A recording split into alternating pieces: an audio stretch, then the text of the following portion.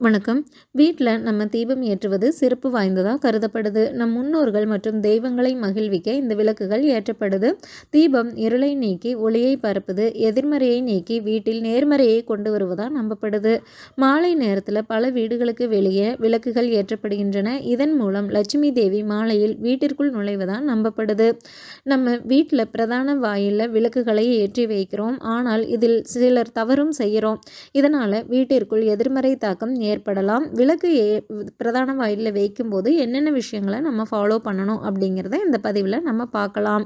வீட்டின் பிரதான நுழைவு வாயிலுக்கு வெளியே சூரிய அஸ்தமனத்திற்கு பிறகு விளக்கு வைக்க வேண்டும். காலையில் வைக்கிறதா இருந்தால் 4:30 6 மணிக்குள்ள பிரம்ம முகூர்த்தத்தில் விளக்கு ஏற்றுவது சிறப்பு. பிரதோஷ காலத்தில் வீட்டின் பிரதான கதவை திறந்து வைக்கணும். இதையடுத்து லட்சுமி தேவிக்கு நெய் தீபம் ஏற்றணும்.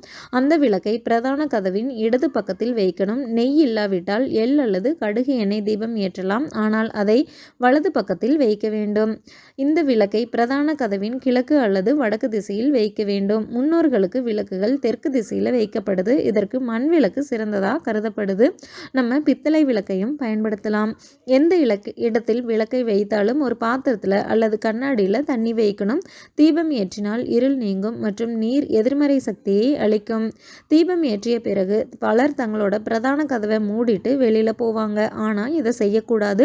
லட்சுமி தேவியின் வருகைக்காக தீபம் ஏற்றப்படுது. அதனால் தீபம் ஏற்றிய பிறகு கதவை அடைக்கக்கூடாது. இடப்பற்றாக்குறையால் பலர் செருப்பு மற்றும் செருப்புகளை பிரதான நுழைவாயில் அல்லது மூலையில் குப்பை தொட்டிக்கு அருகில் வச்சிருக்காங்க.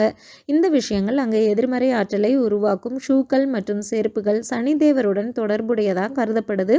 இதன் மூலம் அந்த இடத்தில் சனியின் இருப்பை அதிகரிக்கிற மாதிரி ஆயிடும். அதனால பிரதான வாசலுக்கு நேரே குப்பை தொட்டி அல்லது செருப்பு இந்த மாதிரி விஷயங்கள் இருக்கிறத கண்டிப்பாக தவிர்த்து வேறு இடங்களுக்கு மாற்றிடணும். நம்மளோட வீட்டின் பிரதான நுழைவாயிலை அலங்கரிக்கணும். விளக்கு குளிர்ந்ததும் அதை எடுத்து தனியாக ஒரு இடத்துல வைக்கணும்.